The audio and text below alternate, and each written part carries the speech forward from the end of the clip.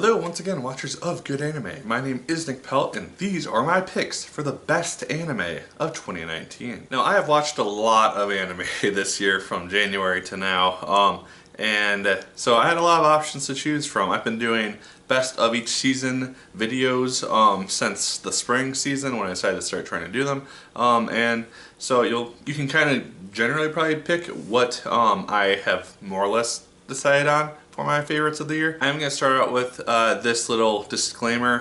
First, I have not seen everything this year. I've seen a lot of stuff, but I've not seen everything. So if you really enjoyed something, which did not end up on this list, possibly why, or I just didn't like it as much as the others. I'm also not including anything which previously debuted in a non-2019 season, so something like Boruto, which is ongoing and started a couple years back, that's not included. My Hero Academia, not included because it started a while back as well.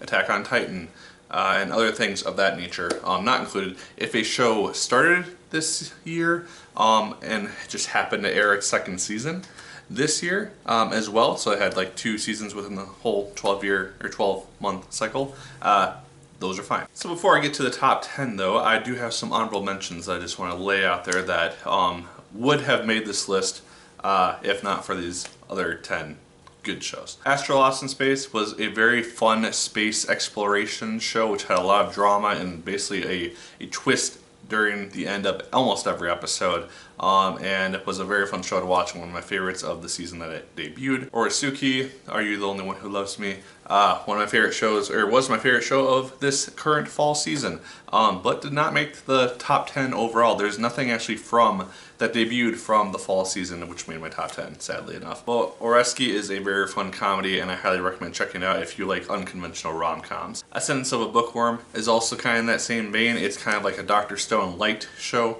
if that makes any sense to you. It's an isekai dealing with a young girl who loves to read books, does not have access to books, and decides to try to create them herself using her current world knowledge in this non-current world system. Carol and Tuesday is also a very good show which actually just debuted its second half on Netflix. I know it debuted like regularly in Japan, but just showed up in the US on Netflix on Christmas Eve. So I just recently watched it and I thought it was good. I really enjoyed it quite a lot. I didn't think the plot overall was as entertaining because it basically just focuses on these 2 girls. They come across each other, both very talented musicians, form a band, and you just see them steadily increase their fame and don't really have any major obstacles in their way. And so it didn't really have a ton of suspense or drama. It had some really cool character moments, but it's also rated mature, and I don't really get why. There's some like mature-esque moments throughout the show,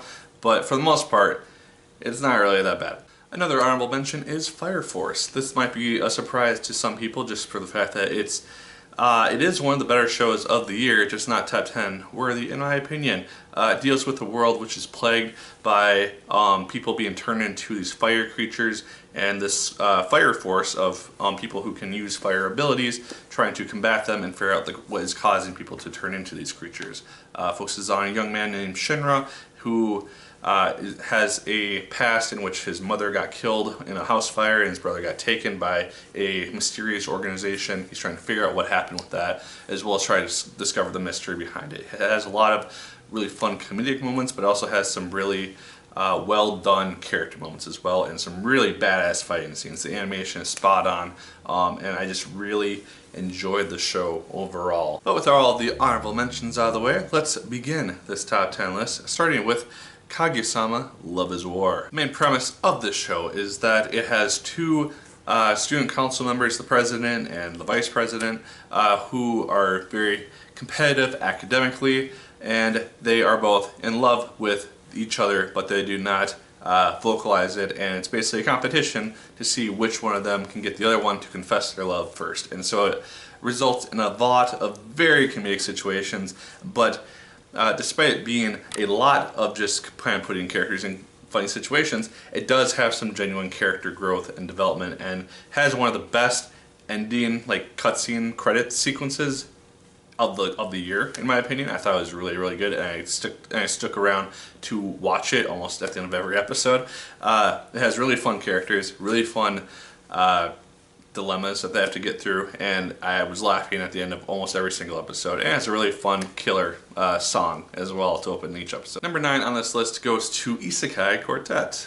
This is a show which takes the characters, the main ensembles from Konosuba, ReZero, Overlord, and Saga of Tanya the Evil, throws them all into a school together in a isekai of an isekai type of format, and sees them all have to interact together, which develops a lot of the most hilarious scenes really put to an anime, because to my knowledge at least, this type of concept hasn't really been done before. And so seeing just all these various characters' personalities come out amongst this show, which just captures the feels of all these respective shows and how they would legitimately interact with other characters, just feels so fantastic, because you have Aqua encountering Ainz's trio of demons after school one day, and she, being a goddess who's trying to get rid of demons, she ends up attacking them, and you just have this really funny confrontation. You have Kazuma just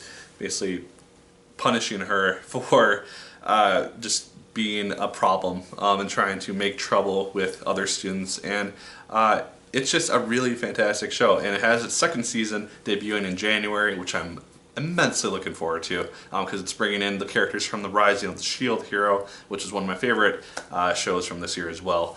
Yeah, it's really funny. It's comedic gold. If you have seen those 4 shows, I highly recommend watching this, because it's hilarious.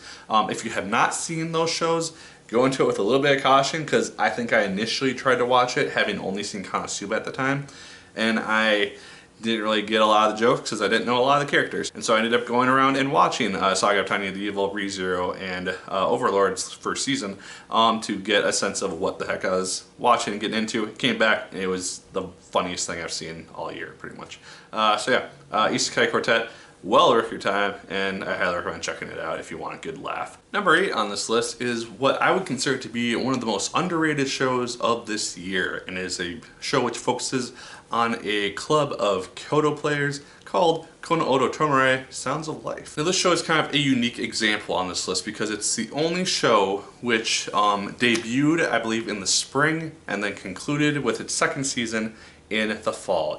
I hope it's not actually done, but it did have 2 seasons within the course of this year, and I think it's one of the best shows of the year personally, because all these characters, especially the main ensemble characters, just all have certain things that they're dealing with within their families, within like their mental health, and I think that's all tackled and illustrated fantastically well. The music throughout the course of the show, with the competitions and just seeing them progressively get better at the Kodo, is all really, really fun to hear. One of my favorite shows in general is Sound Euphonium, and it captures that same general type of feel to hear these performances from both our main ensemble of characters, as well as in the second season it dives into kind of showing us more of these other schools which are their main competition, and getting us and showing us an eye into what they're dealing with and what their struggles are, to a lesser extent obviously, but you also get to kind of see where they're coming from, so it doesn't just solely focus on our main heroes. In the second season in particular, I just really fell in love with it, just in regards to how well it started to showcase mental illness and just depression, and it does that with both our main heroine character, who's I'm not gonna remember names, but it's the one who's the really great Kodo player, and then this tutor girl who's brought in to try to help the club out. You can just it's just so well illustrated, showing just how much in a dark place these 2 girls are in their own various ways, and just showing kind of how they're brought into the light per se, and it's just really well done. It brought me to tears many times throughout the course of this show watching it. Yeah, it's really well done, and I would say this is one of the most underrated shows of the year. If you like shows which focus on music elements or performance type of things like Sound Euphonium, I highly recommend checking this out, because I think it is fantastic, and I'm anxiously awaiting news of a 3rd season, because yeah, I really want to see how far this club can go and how well the show can continue to evolve and progress and show us more of these relationships and see what other types of pieces and music this club can develop and produce. Number 7 on this list goes to the Revenge Saga, which ends up being Dororo. For those unfamiliar, this show focuses on a young child. Starts out with a child, ends up being a teenager by the end. But when he was born, his father, in order to try to revive his dying land, makes a pact with demons to sacrifice basically the body of his child in order to restore his harvest and restore his land. As a result, this boy, who does not somehow die, ends up not having arms, not having legs, not having eyes or nose or taste or really anything which really could make him a human. He learns to fight over his years and survive, and then just with each demon that he's able to defeat and conquer, he's able to reclaim a part of his body and a part of his soul, more or less. And I really enjoyed that aspect of the show. Both seeing Hakimaru just deal with these things and basically learning how to speak again, how to hear again, and seeing like when he regains his ability to hear things, he struggles with that because he's so not used to being able to hear anything and comprehend all the sounds around him. And then you have the young girl thief named Dororo, who's the star of the show somehow, and seeing her interactions with this main character is also very touching and charming as they begin to develop a relationship, which I think is very cool to see, just for the fact that Hikamaru isn't really able to even censor aside from just this general vision that he has, where you can tell like if there's a demon in front of him or a person or whatever, and yet they continue to form this bond and this protective sibling relationship, which I really enjoyed seeing on screen, and it made for a very compelling revenge story, and kind of similar to Blade of the Immortal, which I talked about in my fall 2019 video. It focuses on trying to not let the idea of revenge or the lust of revenge consume you and make you into a monster. And so, yeah, Dororo, it's an Amazon exclusive, but I highly recommend checking it out if you have the opportunity. It's very well done. It's a very good show. Coming in at number 6 on this list goes to Fruits Basket, and this is a remake of a previously done anime, which I guess did not complete its run. I've never seen the original one, so I knew nothing about the show going into it and ended up falling in love with it. The show follows a young girl named Toru Honda, who her mother has passed away and she is pretty much living in a tent on her own because she has nowhere else really to go. She's brought in by the Soma family, who end up being people who have the spirits of various animals within their bodies, which cause them to exhibit different forms when hugged by a member of the opposite sex. And so, of course, it leads to some hilarious shenanigans in that respect. But what really draws me in and what made this a spot on my top 10 is the emotional connections behind these characters, because we get to dive into pretty much everybody's backstory to some varying extent. We get to see Toru and her struggles with her mother, with her passing away, struggles with connecting with other family members and other people, and just seeing how genuinely good-natured she is and how that led to her becoming friends with her two best friends, seeing their backstories and their histories and how her mother had an impact on them, and then getting to learn about various members of the Soma family and this whole overhanging thing, which I'm assuming is going to come more to a head in the second season in April, of this Soma curse, which ends up befalling anyone who is not an original member of that family, and some tragic thing end up befalling them. And so I'm very curious to see where the show goes. This was another one which had me sobbing, or not sobbing, but had me tearing up quite a lot throughout the course of its run because of how well done these characters are, how emotional it made me, and just how good it just did with this material, and just showing the various connections within these characters and how complex they really are, with their histories, their backgrounds. And I'm very curious to see a lot more of this show come its second season and hopefully beyond that. And now we're in the top 5, and in the number 5 spot is one of the 2 horror animes on this list, and that goes to The Promised Neverland. And the general premise of The Promised Neverland is that it focuses on a group of orphans, particularly 3. We have Emma, Ray, and Norman, who are living in this orphanage, being cared for by a woman that they just know as Mom.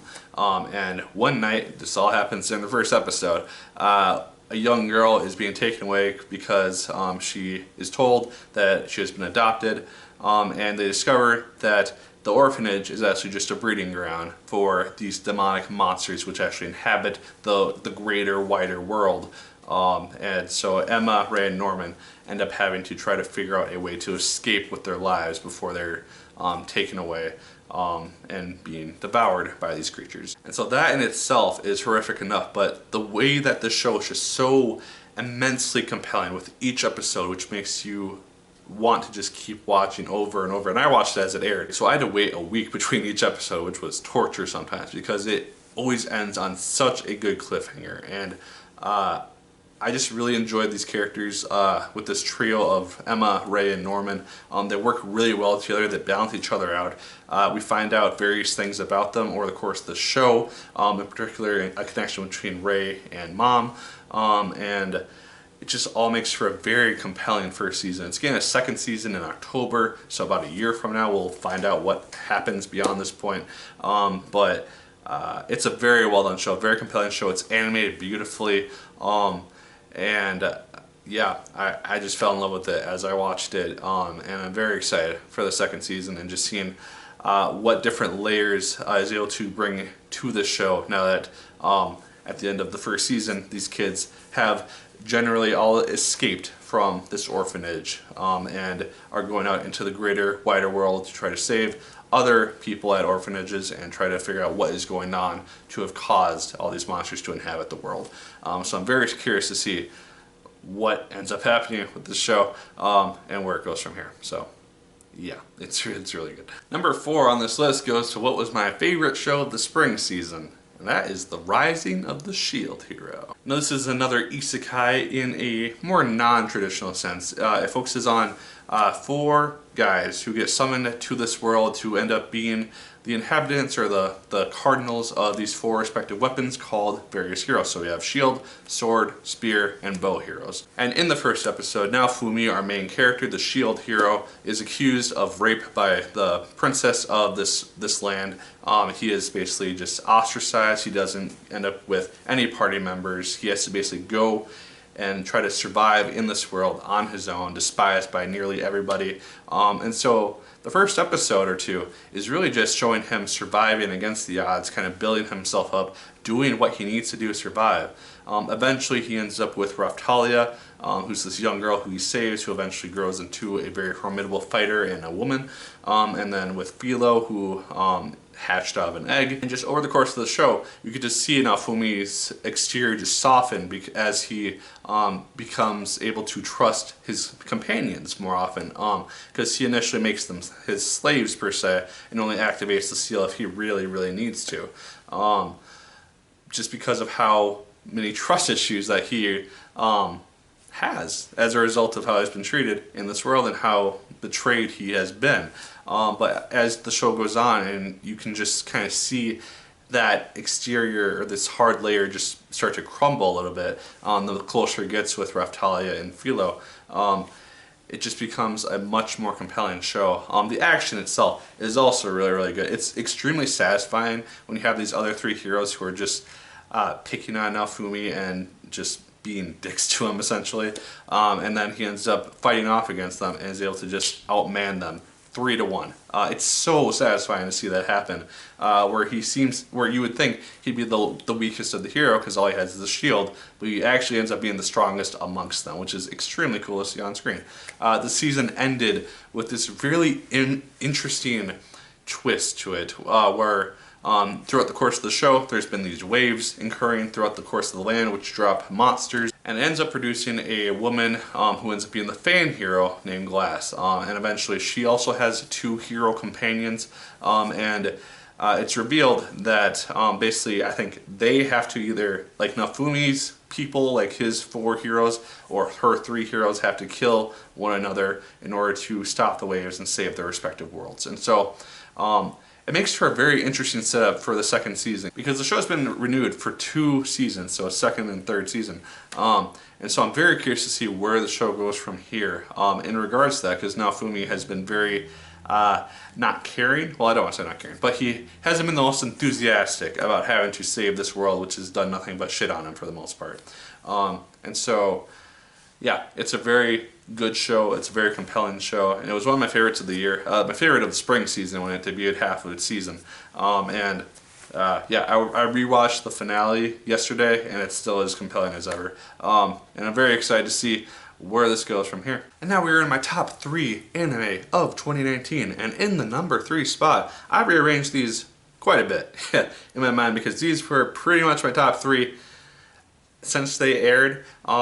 And so, yeah, this was a tricky one. But number 3 goes to Dr. Stone. As I mentioned in my summer 2019 anime video, the thing which is really compelling and which really drew me into Dr. Stone is how it explains its science. Because the thing which is really unique and cool about the show, which Senso Bookworm kind of did a very light version of, is Senku is a scientist. He's our main character, and in order to bring this stone world that he finds himself in back into the modern age, he's able to use his intellect to create all these different things which we take for granted, like cell phones, like shampoo, like just these various items and structures which are just things which took many years to actually create realistically. And it explains just how everything is created, how it's all brought together. It explains just different scientific aspects, which me, not being a science person in any real respect, understood to various degrees. And so I think that that's really cool when a show is able to do that, and take a concept which may be foreign to some people and explain it in relatable terms and understandable terms. And yeah, Dr. Stone, it's really good. And despite just Senku, the rest of its cast is also really fun to see on screen, because they all have their own unique voices and cast chemistry, and it's really fun to see them all interact with Senku as well as just the other members of the ensemble. But what really got the emotions stirring is about a little bit into the 2nd half of its season, when it's revealed that Senku's father and the other astronauts that they initially went into space with were some of the only humans to actually survive the whole green petrification thing which happened.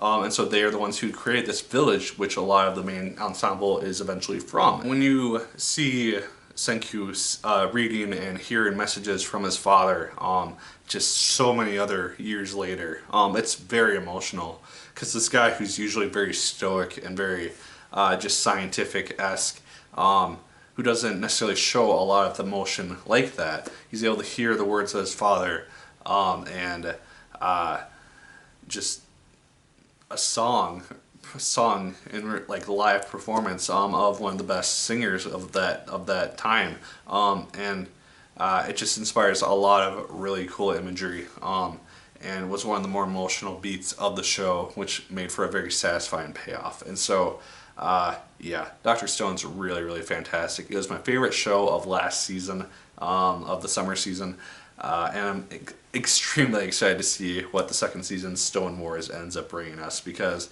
I don't read the manga, but I'm really excited for it. So yeah, Dr. Stone, fantastic show. If you're going to watch anything this season aside from these next 2 shows, make it that. Number 2 on this list ends up going to Demon Slayer, which was my favorite show of the spring season. The main premise of the show starts off with this young boy named Tanjiro. He's going to another village to get supplies and sell some stuff. He comes back to find his whole family slaughtered, aside from his sister Nezuko. He is trying to desperately carry her back to that village for medical treatment, and during said expedition, she ends up turning into a demon. And what is unique about her situation is that Tanjiro is actually able to connect with her, and stop her from needing to kill him, essentially. And then we have a 2 year span, 2 or 3 year span, where he ends up training under this other demon slayer to become very versed in combat. And during this time, Nezuko is just sleeping away for like 2 or 3 years until she eventually reawakens after Tanjiro ends up becoming an official demon slayer and going off on his quest. Now, two things really make this show stand out. In that first thing is the combat. Combat is really, really well done. It's very heavy on combat focus. A lot of the episodes are kind of built around that, which is fine by me because the combat looks fantastic. It's really well animated and illustrated, and it just makes these scenes come alive, especially episode 19, combat scene, where you got the water dragon going into fire dragon and had the song playing in the background. That was fantastic, easily my favorite part of the show, and made it awesome. But what also made this show really stand out for me is Nezuko as a character, because she has very, very few lines throughout the course of the actual show, and yet she is one of the most standout and likable characters in general at all, because of how well she is able to express her emotions without having to actually say anything. You can just see various looks on her face. She had a ton of comedy to the role, and just during these serious conversations where Tanjiro is talking to somebody, she'll just be kind of off doing her own thing because she can't really contribute to the conversation. And she just became one of my favorite characters in general, and definitely of this show. You also get to see various other characters of this ensemble begin to just grow and develop. You see Tanjiro become a more capable and skilled fighter as he's thrown into these tougher and tougher challenges, which really test his abilities and skills. He has a friend who is very frightened and kind of a coward, and yet he is able to invoke this ability which makes him move at the speed of lightning and have these lightning-esque abilities. You have another guy who wears a boar's head on his head, and is able to use these beast attacks, and you just see him begin to form connections with these people and see their backstories begin to be more fleshed out and see them grow as characters as the show goes on. It's a very compelling show. It's a very good show, well-made show, beautifully animated. It is continuing with a movie sometime next year, which I'm very much looking forward to. And I'm assuming it would be followed by a second official season sometime in 2021, hopefully. So, without further ado, my #1 show of 2019, anime-wise, is Vinland Saga. Now, I talked about Vinland Saga previously, kind of in like the same capacity that I did Dr. Stone, because they both premiered in the same season. But really, what made this show stand out to me, and what made it kind of leap over Dr. Stone and Demon Slayer for my top spot of the year, is just the relationship between Thorfinn and Askeladd. I might be butchering those names, but that's what I'm calling them.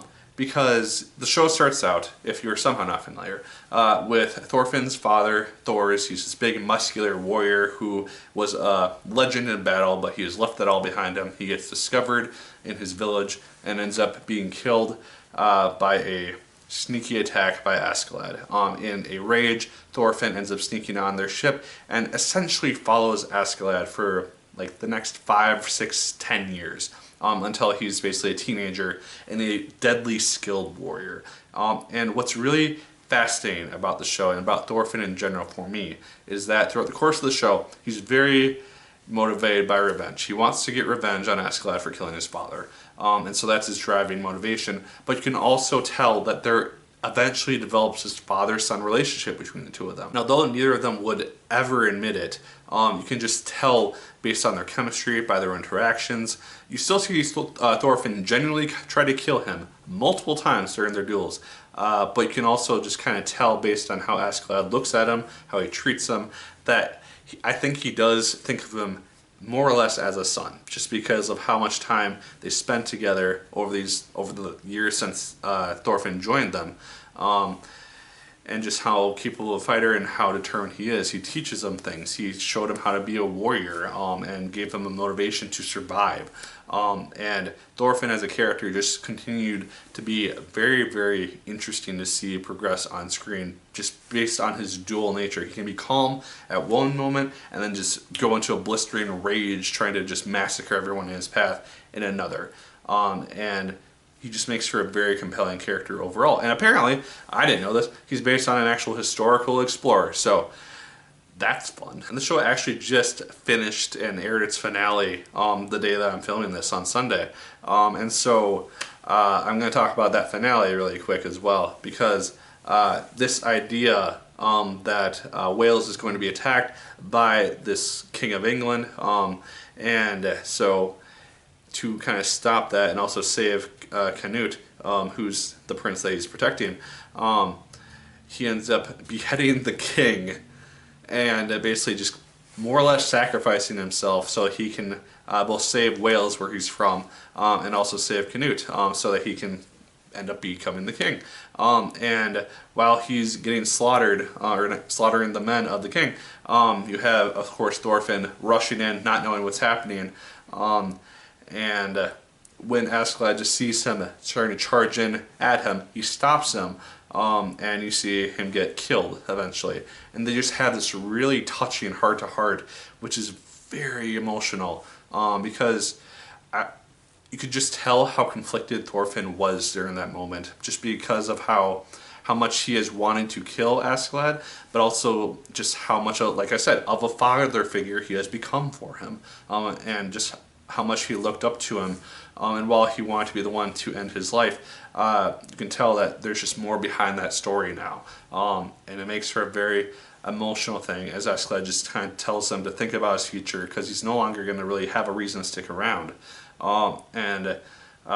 Based on like the ending shots of the show, it seems to kind of hint at other characters that Thorfinn will eventually come across. I'm assuming that the show will get a second season at some point down the line. And so when it does, I'm going to be very excited to see where else Thorfinn goes, and just see if the show continues to be as dark, as bloody, and sometimes depressing for an anime of this sort, but also seeing how Thorfinn ends up developing as a character beyond this point as well, because he seems to be so far removed from the young, innocent child that he once was, that it almost seems like he would never really be able to return to anything resembling that, based on how hardened he is and almost how crazed he can become. And so, yeah, Vinland Saga easily ended up becoming my favorite show of the year, based on these last couple episodes for sure. Yeah, it's fantastic. It is on Amazon, so there's that thing. But if you have Amazon Prime and you can check this thing out, watch it, because it's amazing. But yeah, those are my thoughts and picks for the best anime of 2019. What did you think of the best anime of 2019, or what did you think that they were? Leave your thoughts in the comments down below. What did you like the most? What did you like the least? I'd be very curious, because I'm not going to do a list for that latter one. I've been also doing other top 10 videos. I did a top 10 video games video a couple weeks ago, so that's on the channel. I've done top 10 movies of 2019.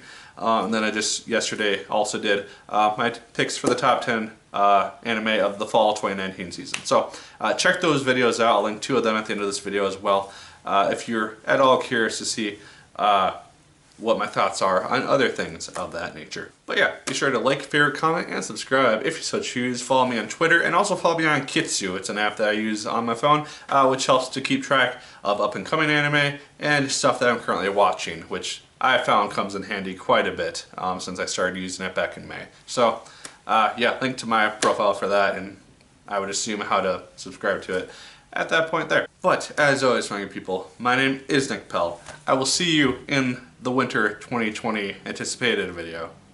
And as always, keep on watching.